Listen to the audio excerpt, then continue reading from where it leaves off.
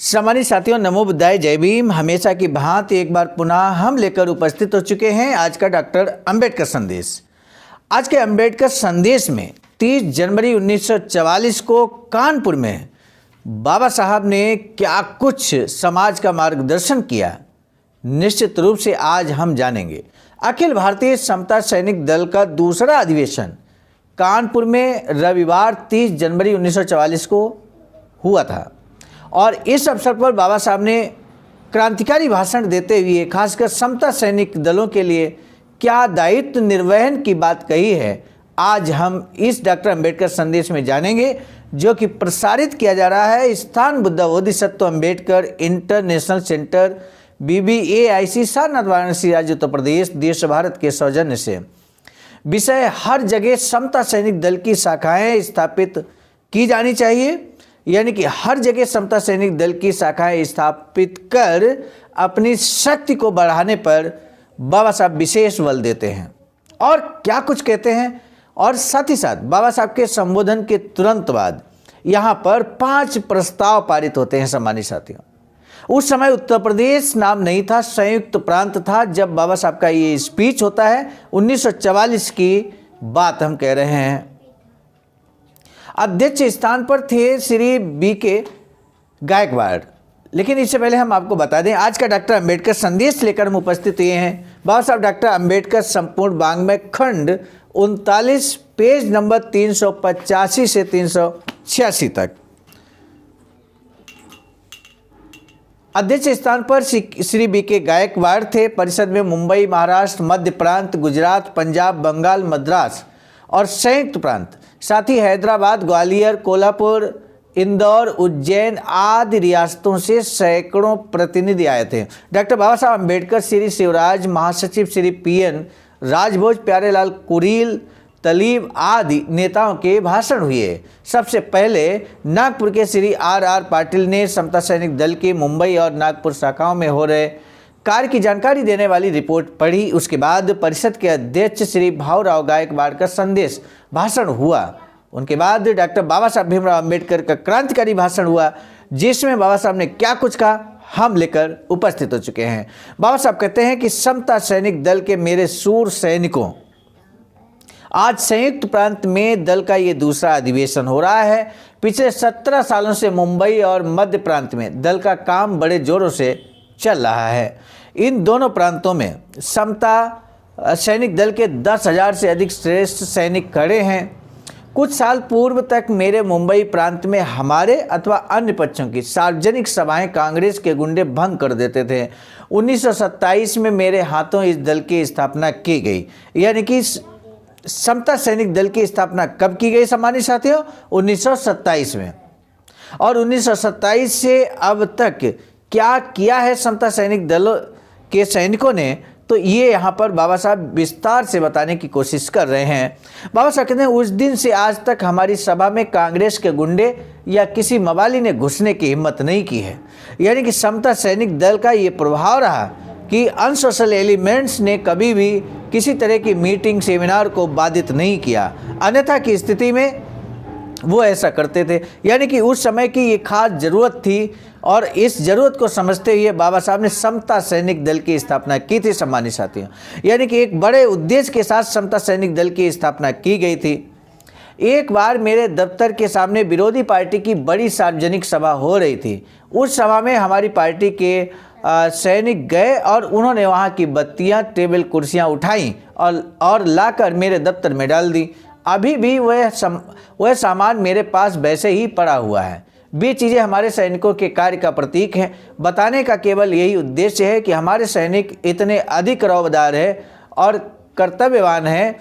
वे जब ठान लेते हैं तब उनको सौंपी गई जिम्मेदारी को पलक झपकने की देर में पूरा कर देते हैं, इसका मुझे विश्वास है। इसीलिए लक्ष्य के लिए समर्पित इस दल की शाखाएं हर प्रांत में, हर शहर में, गांव में स्थापित कर हमें अपनी शक्ति बढ़ानी चाहिए। इसके बाद Shri Pyarelal Kureel MLA central assembly का भाषण हुआ। उन्होंने क्या कुछ कहा वो कहते हैं, बाबा साहब अभी बाबा साहब डॉक्टर भीमराव अम्बेडकर ने अपने भाषण में जो कुछ कहा उसके लिए मैं उन्हें धन्यवाद देता हूं।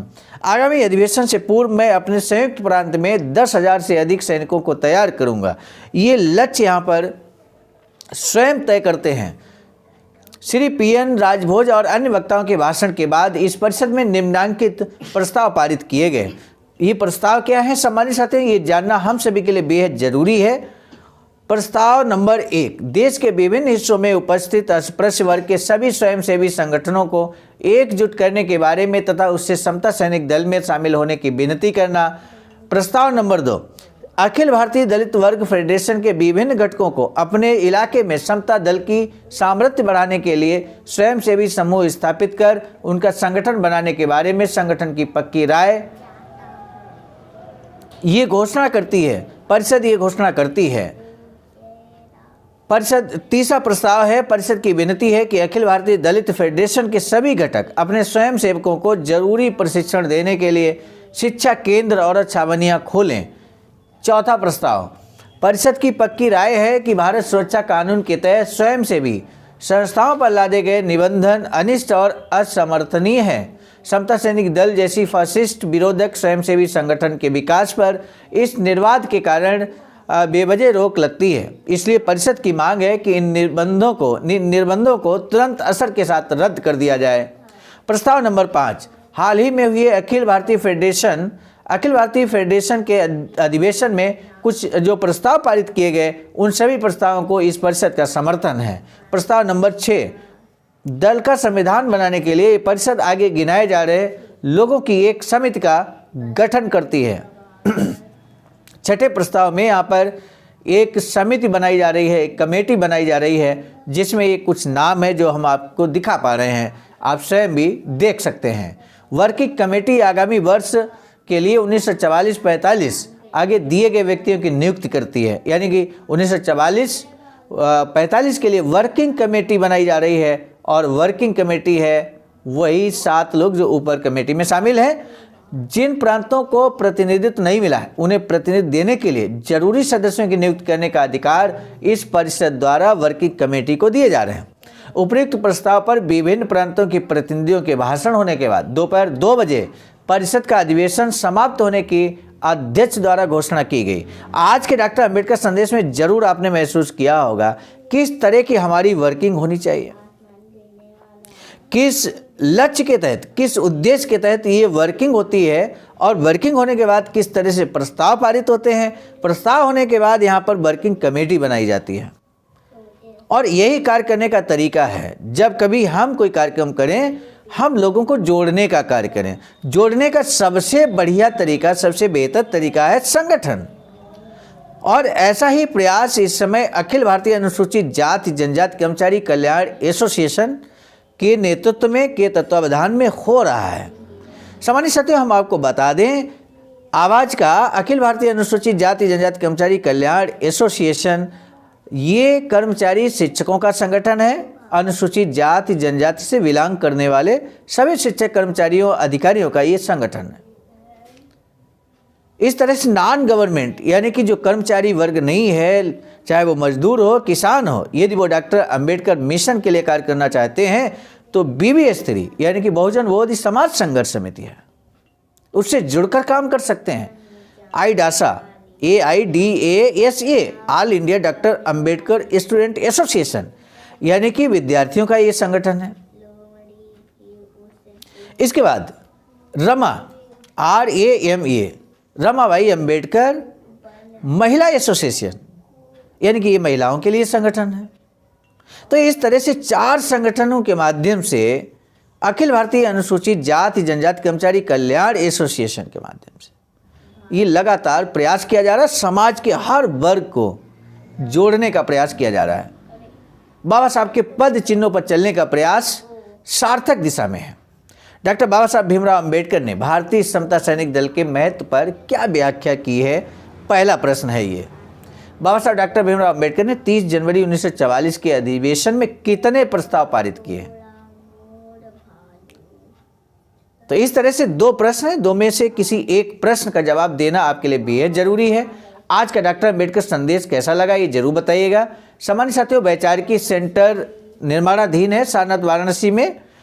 बाबा साहब की अधूरी इच्छा के अनुरूप ही ये निर्माणाधीन है। आप भी अपना अमूल्य योगदान दिए गए अकाउंट पर कर सकते हैं। आज का डॉक्टर अम्बेडकर संदेश हम लेकर आए थे मिशन नायक बुद्ध मित्र मुसाफिर सर राष्ट्रीय अध्यक्ष आवाज का नई दिल्ली की प्रेरणा में, और साथ ही साथ संकलनकर्ता में परम आदरणीय विजय कुमार बौद्ध जी, प्रांतीय कोषाध्यक्ष आवाज का बिहार, प्रस्तुतकर्ता में मैं स्वयं सर्वजीत आर्य, राष्ट्रीय मीडिया प्रभारी IT सेल आवाज का नई दिल्ली। मिलेंगे नए डॉक्टर अम्बेडकर संदेश में, तब तक दीजिए इजाजत। आप सभी को सादर नमो बुद्धाय, जय भीम।